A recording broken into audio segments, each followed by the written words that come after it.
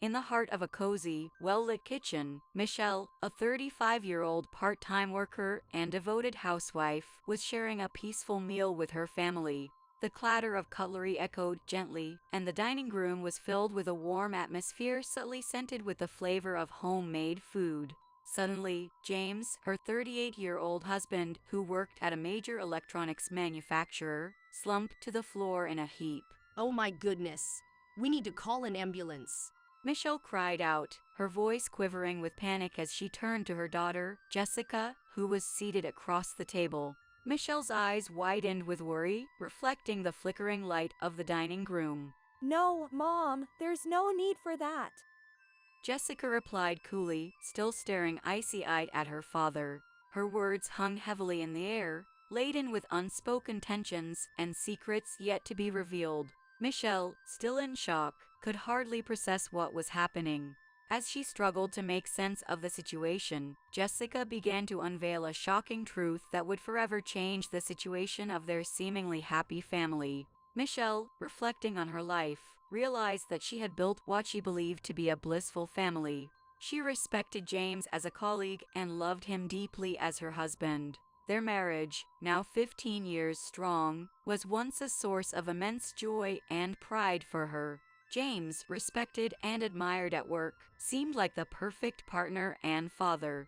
However, in recent times, James had become increasingly irritable and distant, especially at home. He used to be a very gentle man, but about a half-year ago, he started to get angry over trivial household chores such as cooking and cleaning. Michelle, trying to understand his stress from work, had patiently endured his mood swings, hoping for a return to the happier days they once knew. Hey, there was still dirt on my shoes. James barked one evening, his voice echoing through the corridors of their home. I'm sorry. I thought I had cleaned them thoroughly. Michelle responded, her voice tinged with disappointment and exhaustion. You thought. That's not good enough if the results don't show. James snapped back, his words sharp and cutting. Michelle sighed, her heart heavy with the weight of their strained relationship. James retreated to his room, leaving her alone with her thoughts. She longed for a peaceful household, especially for the sake of Jessica, who was growing up in an increasingly tense environment. Despite her efforts to calm the stormy atmosphere at home, the family dynamics continued to spiral downward, leaving Michelle to wonder what the future held for them all. Tense and anxious days followed, and Michelle began to contemplate divorce, thinking of her daughter's well-being. Amidst these troubled thoughts, Michelle started experiencing dizzy spells at work, likely due to the mounting stress. Concerned, she visited the hospital, but the doctors couldn't pinpoint the cause. The persistent symptoms led her to resign from her job, a decision met with indifference by James, who merely acknowledged it with a detached, I see. Mom, are you okay? Thanks for worrying about me. Michelle said her daughter, her voice tinged with guilt for causing concern. No need to apologize, Mom. Just let me know if there's anything I can do. Jessica responded, offering a glimmer of support in their strained household. Although she was not feeling well enough to even do her chores, Michelle tried to do her best without being a burden to her young daughter. Michelle, feeling trapped in a cycle of stress and ill health, couldn't see herself continuing in this way indefinitely. After a visit to the hospital, she approached James, who was absorbed in his work in their bedroom. I've decided to go for a thorough medical checkup. She announced. A thorough checkup. James echoed, his interest peaked momentarily before returning to his work, seemingly unbothered by her health concerns. That evening, as Michelle was busy in the kitchen, James unexpectedly emerged from his room, a rare occurrence lately. If you're not feeling well, I can at least help with the plating. You should sit down and rest. He offered. I'll help too, Dad. Jessica chimed in, eager to assist. All right then. Could you carry this over? James responded, seemingly trying to contribute to the family dynamics. Michelle wondered to herself if this sudden act of kindness was just for show as she watched the dishes being laid out on the table. Well, let's eat. James said, settling down at the table.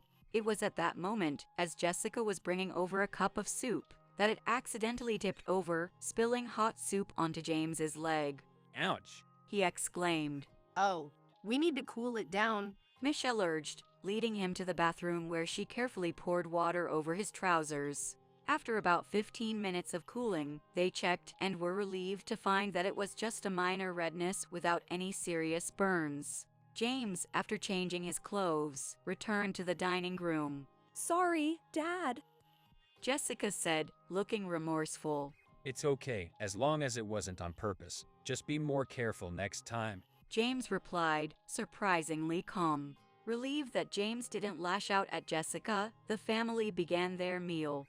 Throughout the meal, James watched Michelle intently as she ate, his gaze filled with an unusual concern. Feeling self-conscious, Michelle addressed him. Why are you staring like that? It's hard to eat when you're watching me so closely. It was at this moment, just as Michelle spoke, that James suddenly collapsed onto the floor, as if crumbling under an invisible weight. James!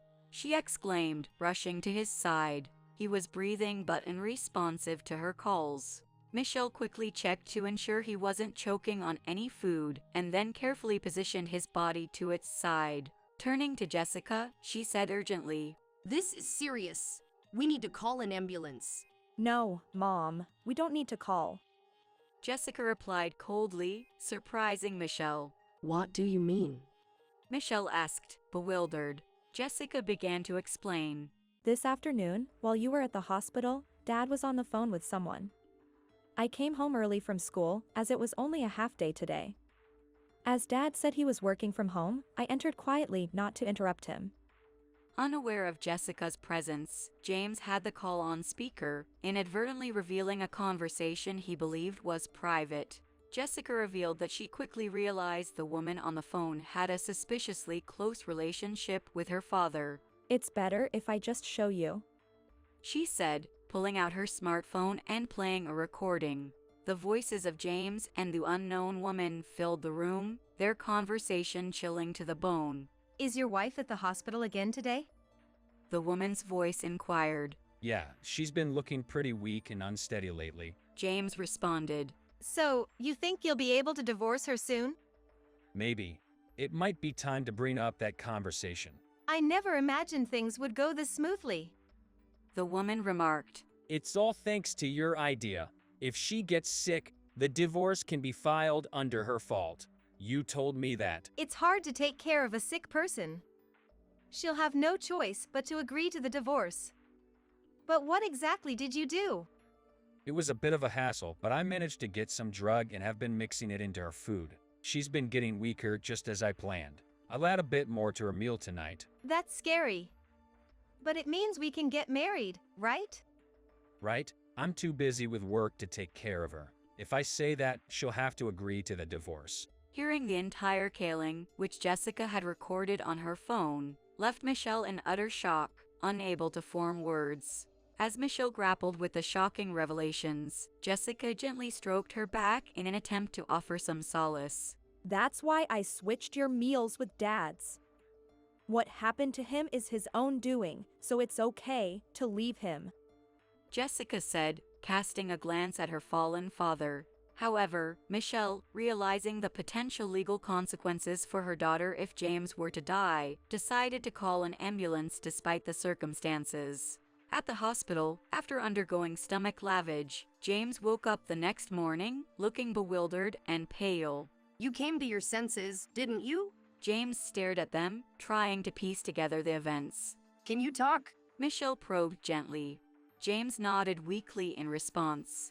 You lost consciousness during dinner last night because you ingested a large amount of sleeping pills. They've washed out your stomach, but it seems the effects of the drug are still there. Don't strain yourself. James's face turned even paler. Michelle continued. Those sleeping pills.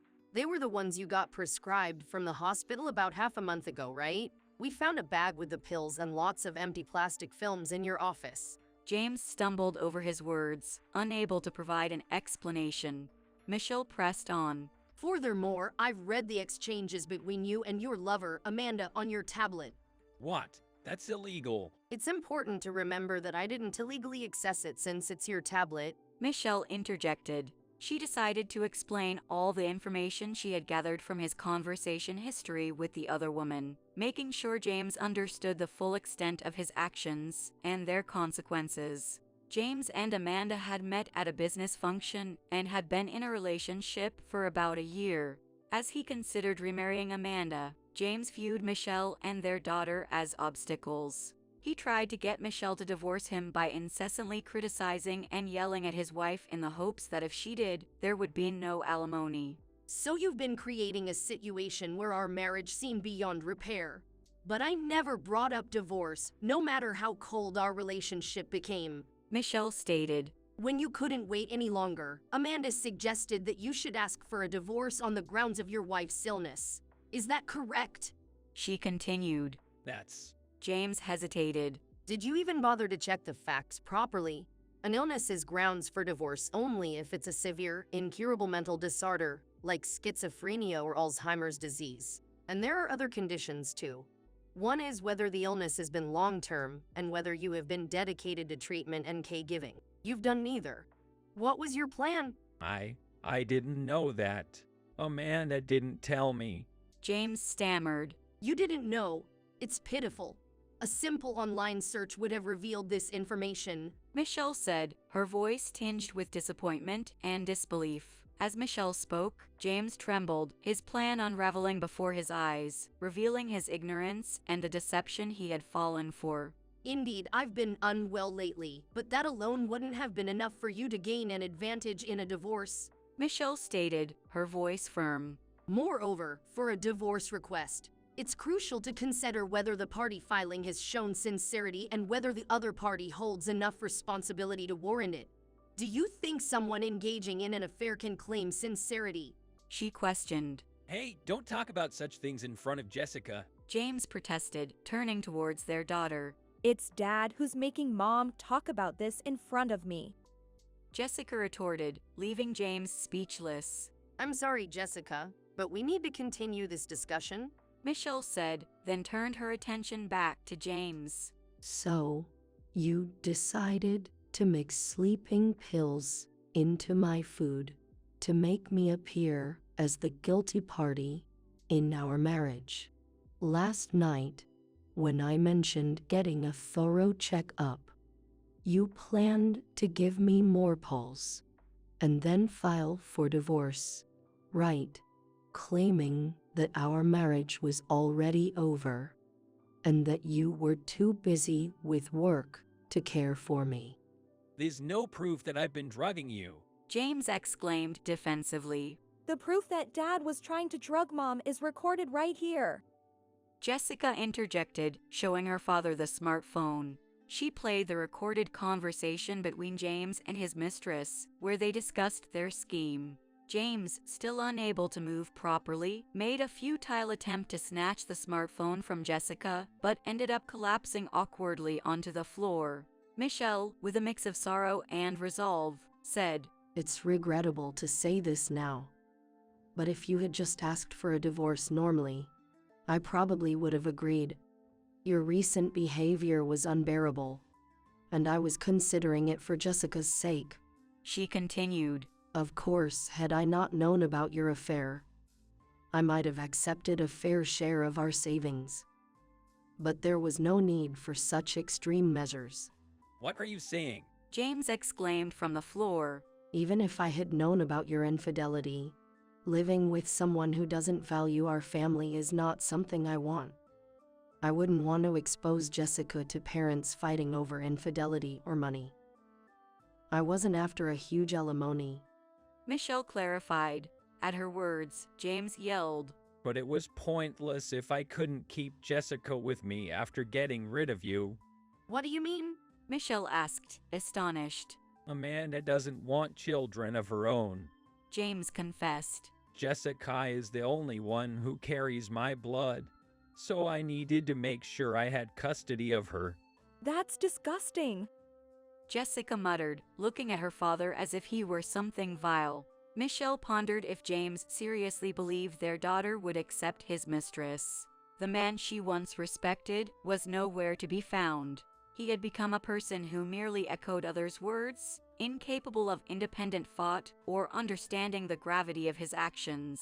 For now, I will divorce you, and I will take custody of Jessica.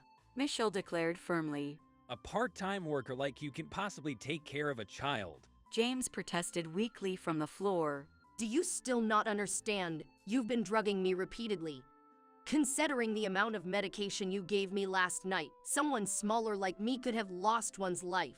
How can someone who does such things expect to gain custody? Michelle retorted. I've filed a police report and submitted Jessica's recording as evidence. I've even prepared the divorce papers here. You should be pleased. You'll finally be able to marry Amanda. But first, you'll have to get used to life behind bars, she said coldly.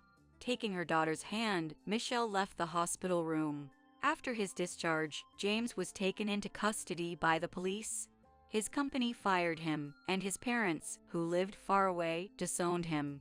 Amanda, who had instigated the plan, was not directly responsible for administering the drugs, but Michelle filed for damages against her for the affair. Amanda was fired from her job and disowned by her family. James was charged with assault and sentenced to 10 years in prison. Michelle sought not only alimony, but also additional damages from him. It was a pitiful end for a man who could have been living a different life if he hadn't chosen this path. Regarding Jessica's switching of the meals, her status as a minor, and the fact that she had only speculated about the drugs in the food based on her father's actions were taken into account. Michelle and Jessica now live with Michelle's parents. The parents of the ex-husband visited Michelle on behalf of their son and apologized. She and her in-laws were on good terms, and it was unfortunate that this turned out the way it did. The one most hurt by James's actions was Jessica. While strong-willed, Michelle knew her daughter needed care and support. She planned to use the money from the legal proceedings, a reminder of their painful past, to provide for Jessica's future.